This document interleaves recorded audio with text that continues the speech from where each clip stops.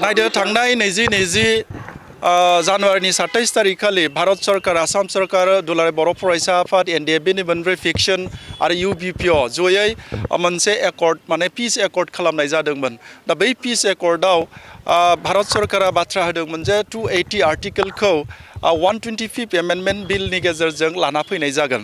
नाथाय दिनै 6 बोसोर आगान होफैबाय दिनैसिमबो भारत सरकारा बेखौ दिनै बिलखौ पास खालामाखै। दा बे बिलखौ पास खालामथारनांगौ जिहेतुके दिनै डिसेम्बर बे विन्टार सेसनाव भारत सरकारनि भारतनि पार्लियामेन्टआ जागासिनो दङ।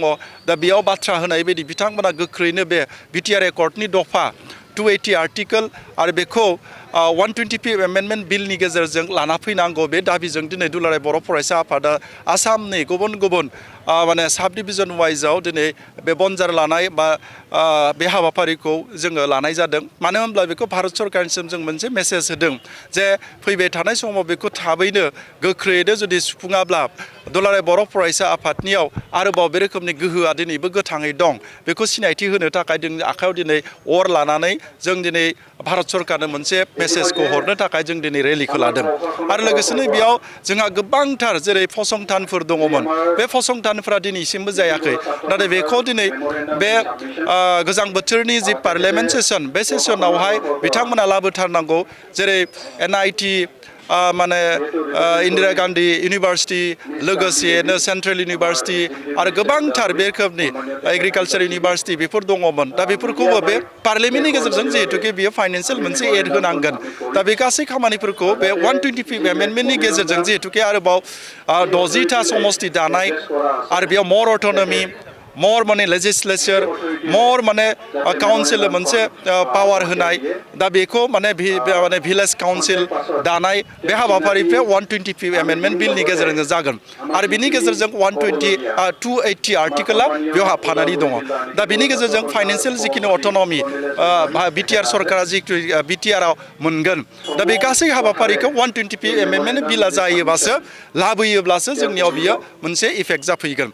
दा बेखायनो बेखौ गोख्रैनो बेखौ बाहागो पास खालामनांगौ बे दाबिजों दुलाराय बर' फरायसा आफादा दिनै बेखौ आखायाव बनजार लानानै जों दिनै हान्जा सुरनाय जादों।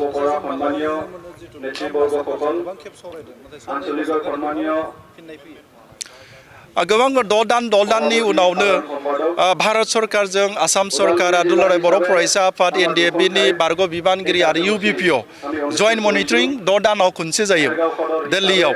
आरो बेयाव बिथांमोना हम मिनिस्ट्रिनिफ्राय जोंनो रोखा बाथ्रा होयो बेखौ थाबैनो खालामनाय जागोन। बे डिपिआरफोरखौ बनायजोबनाय जाबाय गायसननाय जागोन लाबोनाय जागोन। नाथाय बेखौ आरो फैयै 6 दान जोबलाङो फैयै 6 दान जोबलाङो बारे जोबलांबाय थादों। दा बेनिखायनो जोङो दिनै बे विन्टार सेसनाव जेरैखि जाया 125 बिलखौ लाबोथारनांगोन बेखौ जोङो दाबि खालामनानै जोङो दिनै बे नङाब्ला गासै जिखिनि जोंनि बिटिआर एकर्डनि गाहाय क्लज बियो जाफुंनाय नङा। दा बेखाय बिटिआर एकर्डनि जि गाहाय दफा बे जाफुंहोनांगौब्ला 125 एमेन्डमेन्टनि बिलजों जाफुंगोन। आरो बेयाव बिथांमोना जोंखौ दिनैसिम 5 बोसोर बारलांबाय बेयाव बिथांमोना बाथ्रा होबोदों 6 दाननि उनाव जिहेतुके जइन्ट मनिटरिं सावरायनाय जायो दिल्लीयाव। दा बेयाव बिथांमोना थाबैनो मास मोनसेनि उनाव गायसननाय जागोन थाबैनो मास मोनसेनि उनाव बेखौ खालामनाय जागोन बे बाथ्राखौ बुंबोबाय थादों थगायबोबाय थादों। दा बेनिखायनो जोङो आरोबाव दा दिनै दुलाराय बर' फरायसा आफादा जिरायनानै थाखाय गोख्रों रावजों दिनै जोङो बनजार लानानै अर लानानै जोङो जोंनि भारत सरकारनो जों मोनसे मेसेज हरदों।